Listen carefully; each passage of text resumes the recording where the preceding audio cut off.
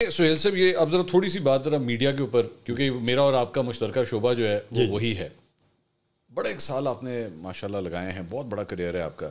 کتنا تبدیل ہو گیا سر میڈیا اب آپ کے خیال میں؟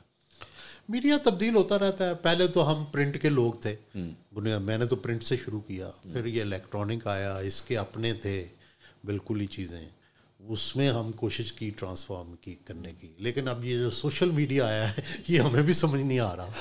تو آپ تو ماشاءاللہ اس میں ٹھیک جا رہے ہیں، ہم بھی آپ کو فالو کرنے کی کوشش کر رہے ہیں. لیکن ابھی سچی بات ہے کہ ابھی اس کے جو ڈائنامکس ہیں یہ کھل بھی رہے ہیں، اور ساتھ ہی ساتھ لوگوں کو بھی اس کو سمجھنے کا شعور آ رہا ہے. جب بھی کوئی نئی چیز آتی ہے نا، وہ ایک دفعہ چھا جاتی ہے، اس میں منفی چیزیں بھی ہوتی ہیں، مثبت چیزیں بھی ہوتی ہیں، پھر آہستہ آہستہ لوگوں کو منفی چیزیں جو ہیں وہ بری لگنی شروع ہو جاتی ہیں، اور پھر وہ آہستہ آہستہ وہ منفی چیزیں اس سے نکلنی بھی شروع ہو جاتی ہیں. تو وہ سٹیج اب آ چکی ہے. انگلینڈ میں ابھی انہوں نے صرف ری ٹویٹ کرنے پہ 6 مہینے کی سزا دی ہے، صرف ری ٹویٹ کرنے پہ.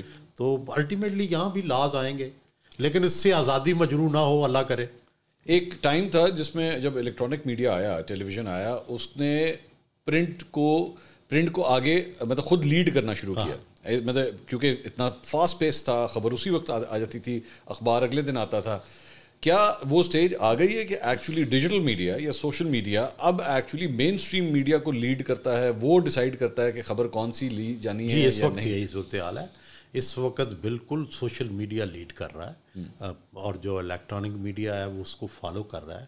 لیکن پرابلم یہ ہے کہ ابھی تک اس کے اندر جو اونرشپ نہیں ہے، گیٹ کیپنگ نہیں ہے، ریگولیشن نہیں ہے، اس کی وجہ سے اس پر 100% اعتبار کرنا مشکل ہے. اور چنانچہ ہوتا یہ ہے کہ لوگ سوشل میڈیا پہ خبر دیکھتے ہیں، پھر دیکھتے ہیں ٹی وی لگا کے کہ کیا کسی ٹی وی نے بھی خبر دی ہے کہ نہیں دی ہے. ٹھیک ہے. تو یہ اس لیے سوشل میڈیا جتنی دیر تک رسپانسبل نہیں ہوگا، کوئی ریگولیشن نہیں آئیں گے، اس وقت تک اس کا 100% اعتبار قائم نہیں ہوگا. اور یہ آہستہ آہستہ اگر یہ اعتبار قائم نہ ہوا تو لوگ اس کو پھر جس طرح افواہیں سنتے ہیں، بس اس کی اہمیت یہ رہ جائے گی. ایک اور جو تاثر سوشل میڈیا پہ اب یہ، کیونکہ میری والا ایریا ہے تو میں ضرور آپ سے اس پہ رہنمائی لینا چاہوں گا، وہ یہ ہے کہ ایک سٹائل بن گیا ہے کہ بھئی یا آپ اس طرف ہیں یا آپ اس طرف ہیں، یا آپ کسی سیاسی رہنما کے ساتھ ہی کھڑے ہوئے ہیں اور اسی کے ساتھ ہی ہیں، اور یا پھر آپ اس کی بالکل دوسری سائڈ پہ جو سیاسی رہنما ہے یا پھر آپ اس کے ساتھ ہیں.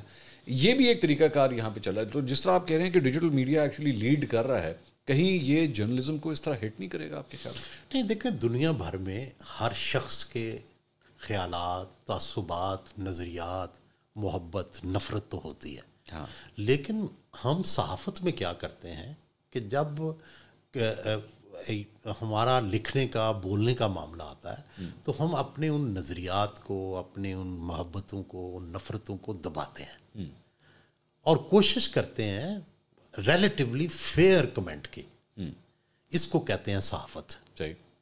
اور یہ جو دوسرا طریقہ ہے یہ کم از کم صحافت نہیں ہے. اچھا، یہ آپ یوں تو کہہ سکتے ہیں پیسے کمانے کا ذریعہ ہے، یہ آپ کہہ سکتے ہیں کہ ایک نظریاتی کمٹمنٹ ہے کسی پارٹی کے ساتھ، کسی لیڈر کی فالوئنگ ہے.